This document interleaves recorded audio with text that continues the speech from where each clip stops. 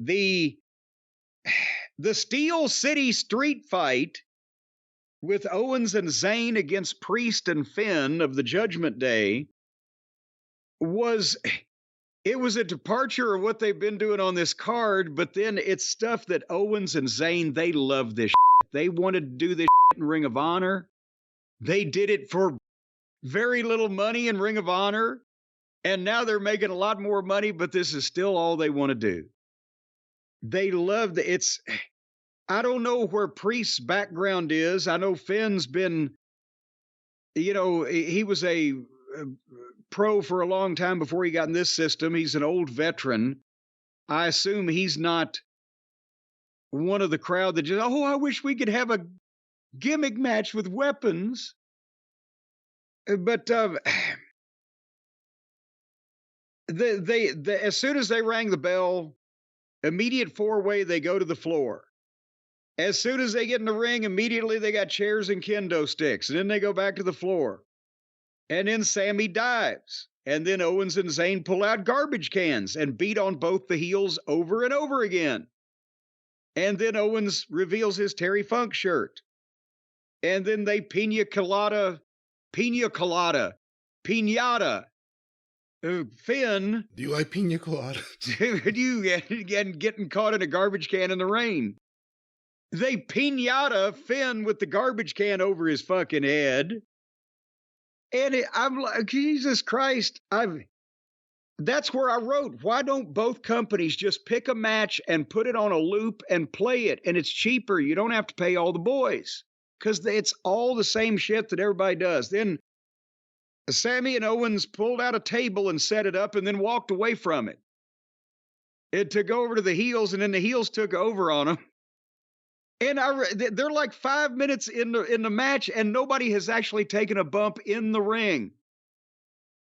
And then they got in the ring with a garbage can and 5 chairs, but nothing was happening. And there's a lot of milking going on in the garbage matches with the furniture and the whatever. If all you're going to do is a weapons match, it's got to be get in it and go fast and do shit and get out of it. Because if it goes long too, then it gets brutally boring and repetitious, and it's inanity. And they do the chair shots over and over. And then they go back and they fight in the back of the arena. And then Dominik comes out blatantly to help 3-on-2 because it's no DQ. And then the baby faces disappear while Dominik and Finn and Priest are just standing there talking to each other, apparently about what they can do now because they're not going to wonder where the fucking baby faces have gone. When suddenly the baby faces reappear dressed in hockey uniforms with hockey sticks. And Owens, his whole face is covered in fake blood. And they start beating these fucking guys up with the hockey sticks. And they beat them back to the entrance. And then they beat up Dominik. And then they fight him back to the ring. And the longer that Owens goes, the more the fake blood wipes off his face. Until finally there's only the slight stain of whatever the material is or the chemical is in fake blood that makes it stain your skin, not like real blood.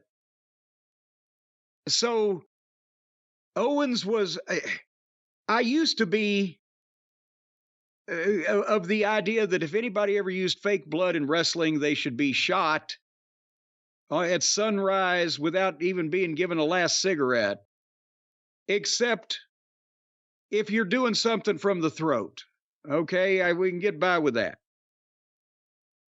But then I'm starting to wonder, should I admire Owens's goddamn dedication to garbage wrestling that he's had since the Ring of Honor days, that he knows that if they're doing all this shit, somebody should be bleeding, but they're not allowed to actually have blood, so he used fake blood. Is that a weird kind of dedication to his craft? No, I think you could say one of the good qualities of Kevin Owens is that he's true to who he was years ago. But anyway, so Sammy and Kevin arrange the chairs in a shop class project in the ring, and then Priest suplexes Sammy on top of him. So that'll teach him. They get back on the floor. All of Owens' blood is wiped off. They're back in the crowd. They're back to the back of the arena. I wrote, I can't take any more. I zipped ahead a bit. Kevin swantoned off the balcony and put Dominik through a table, but Owens' legs hit the floor hard. I wrote, what a maroon. What an imbecile. He's going to cripple himself doing this shit. He's got to be 40 years old now, or close to. And he's not goddamn Hercules.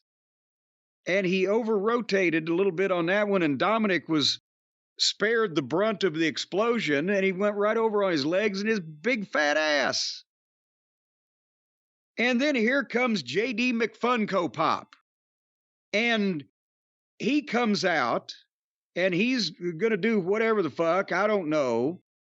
And Rhea speared Owens through the railing, and Sammy hit his finish on Finn and got a 2 count. And Dominik saved, who's not even in the match, saved with a briefcase shot over Sammy's head right next to the referee, because it's a street fight. And Finn covered him in 1, 2, 3, and they are the new champions.